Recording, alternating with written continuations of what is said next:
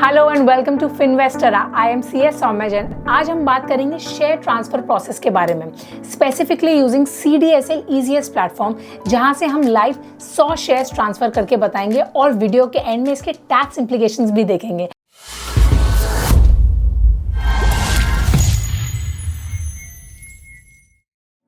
तो अगर आपके पास मल्टीपल डीमैट अकाउंट्स हैं और आप उन्हें कंसोलिडेट करना चाहते हैं उनका इम्पैक्ट जानकर, तो ये वीडियो आपके लिए है। आज के टाइम में शेयर ट्रांसफर करने के लिए दोनों ऑनलाइन और ऑफलाइन ऑप्शंस अवेलेबल हैं। ऑफलाइन ऑप्शन में आपको फिजिकल डिलीवरी इंस्ट्रक्शन स्लिप या DIS भरनी पड़ती है। ये स्लिप आपको अपने ब्रोकर के ऑफिस में जाकर सबमिट करनी होती है। इस स्लिप में आपको ये मेंशन करना होता है कि आप किस डीमैट अकाउंट से किस डीमैट अकाउंट में शेयर ट्रांसफर कर रहे हैं।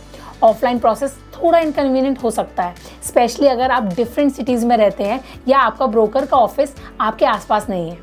इंडिया में CDSL और NSDL ये दोनों ही रजिस्टर्ड डिपॉजिटरी हैं। जैसे बैंक अपने कैश को इलेक्ट्रॉनिक फॉर्म में स्टोर करते हैं, वैसे ही CDSL और NSDL फाइनेंशियल सिक्योरिटीज़ जैसे शेयर्स, बॉन्ड्स एटसेट्रा स्टोर करने का काम करते हैं और उनकी ट्रेडिंग करवाते हैं। तो बेसिकली जो भी ब्रोकर, जिन्हें डिपॉजिटरी पार्टिसिपेंट्स भी कहते हैं, जिनके पास अपने डीमैट ओपन करवाया होगा, उनका रिपॉजिटरी CDSL या NSDL में से ही एक होगा, जो आप शेयर ब्रोकर के एप्लीकेशन या वेबसाइट में लॉगिन करके प्रोफाइल सेक्शन में चेक कर सकते हैं। बिकॉज शेयर ट्रांसफर की प्रोसेस डिपॉजिटरी पर डिपेंड करती है। ब्रोकर जिसका CDSL डिपॉजिटरी है, उनकी लिस्ट आपको स्क्रीन पर दिख रही होगी। CDSL की तरफ से EasyEst प्लेटफॉर्म ऑफर किया जाता है, जिससे आप अपने शेयर्स को इजीली ऑनलाइन ट्रांसफर कर सकते हैं बिना ब्रोकर के ऑफिस जाए। एक बात नोट कर लेना, there is difference between CDSL Easy और CDSL EasyEst। ईजी में आप सिर्फ अपनी सिक्योरिटीज़ को एक्सेस और व्यू कर सकते हो, जबकि EasyEst में ईजी के सारे फीचर्स हैं। साथ ही में आप यहाँ सिक्योरिटीज़ ट्रांसफ़र भी कर सकते हो। EasyEst तभी वर्क करेगा जब दोनों डीमैट अकाउंट CDSL के अंडर हैं। NSDL के लिए भी सिमिलर डिजिटल सर्विसेज अवेलेबल हैं, लेकिन आज हम CDSL EasyEst प्लेटफॉर्म के ऊपर फोकस करेंगे क्योंकि ये ज़्यादा पॉपुलर और यूज़र फ्रेंडली है। तो अब हम फोकस करते हैं CDSL के EasyEst प्लेटफॉर्म पर। इस वीडियो में हम आपको स्टेप बाय स्टेप गाइड देंगे ताकि आप अपने शेयर्स इजीली ट्रांसफ़र कर पाएँ। स्क्रीन रिकॉर्डिंग के साथ साथ आप देख सकते हैं कि ये प्रोसेस कैसे होती है। सबसे पहले आपको CDSL EasyEst वेबसाइट पर अपना अकाउंट क्रिएट करना होगा। रजिस्ट्रेशन के लिए आपको अपना DP ID और क्लाइंट ID चाहिए होगा, जो आपके डीमैट अकाउंट नंबर का पार्ट होगा। इन डिटेल्स को एंटर करने के बाद आपको OTP आएगा आपके रजिस्टर्ड मोबाइल और ईमेल पर, जिससे आप अपना अकाउंट वेरीफाई कर सकते हैं। OTP वेरीफाई करने के बाद आपको अपने अकाउंट के लिए यूज़र नेम सेट करना होगा और सिक्योरिटी क्वेश्चन चूज़ करना होगा। ये ज़रूरी है ताकि आपका अकाउंट सेफ रहे और फ्यूचर में आप इजीली लॉगिन कर सकें। अकाउंट सेटअप होने के बाद आपको एक ऑटो जनरेटेड पासवर्ड मिलेगा, जो आपको चेंज करना होगा। पासवर्ड चेंज करने के बाद आपको अपना ट्रांजैक्शन पिन सेट करना होगा। ये पिन आपको हर ट्रांजैक्शन के टाइम पर यूज़ करना पड़ेगा, इसीलिए इसे सिक्योर रखना बहुत ज़रूरी है। नेक्स्ट स्टेप है ट्रस्टेड बेनिफिशियरी को ऐड करना।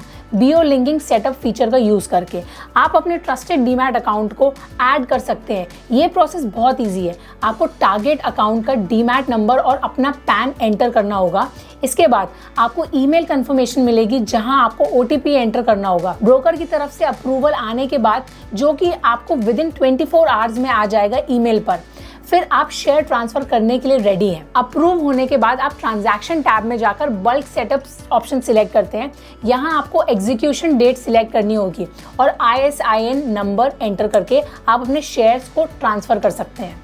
ट्रांसफ़र करने के बाद आपको कंफर्मेशन ईमेल मिलेगा जब ट्रांसफ़र सक्सेसफुल हो जाएगा। ये प्रोसेस काफ़ी एफिशिएंट है और आपको किसी टैक्स कंप्लायंस का सामना नहीं करना पड़ेगा जब तक आप शेयर सिर्फ ट्रांसफ़र कर रहे हैं, ना कि बेच रहे हैं। अब बात करते हैं टैक्स इम्प्लीकेशन की, जो कि एक इम्पॉर्टेंट एस्पेक्ट है जब आप शेयर ट्रांसफ़र करते हैं। अगर आप अपने ही डीमैट अकाउंट के बीच शेयर ट्रांसफ़र कर रहे हैं, तो ये सिर्फ ओनरशिप का ट्रांसफ़र होता है। इसमें आपको किसी भी तरह का टैक्स इम्प्लीकेशन फेस नहीं करना पड़ता है। मतलब आपके लिए ये एक टैक्स फ्री ट्रांजैक्शन होता है। लेकिन अगर आप ये शेयर्स किसी दूसरे इंसान को गिफ्ट कर रहे हैं, तो कुछ स्पेसिफिक रूल्स और रेगुलेशंस को फॉलो करना ज़रूरी होता है। गिफ्टिंग के केस में अगर आपके गिफ्टेड शेयर्स की टोटल वैल्यू एक फाइनेंशियल ईयर में 50,000 रुपीज से ज़्यादा होती है तो रेसिपिएंट यानी जिसने ये गिफ्ट रिसीव किया है उसके लिए टैक्स इम्प्लीकेशन हो सकती है। ऐसे सिचुएशन में रेसिपिएंट को इनकम टैक्स रिटर्न फाइल करते वक्त ये गिफ्ट डिक्लेयर करना पड़ता है और इसके ऊपर टैक्स भी देना पड़ सकता है।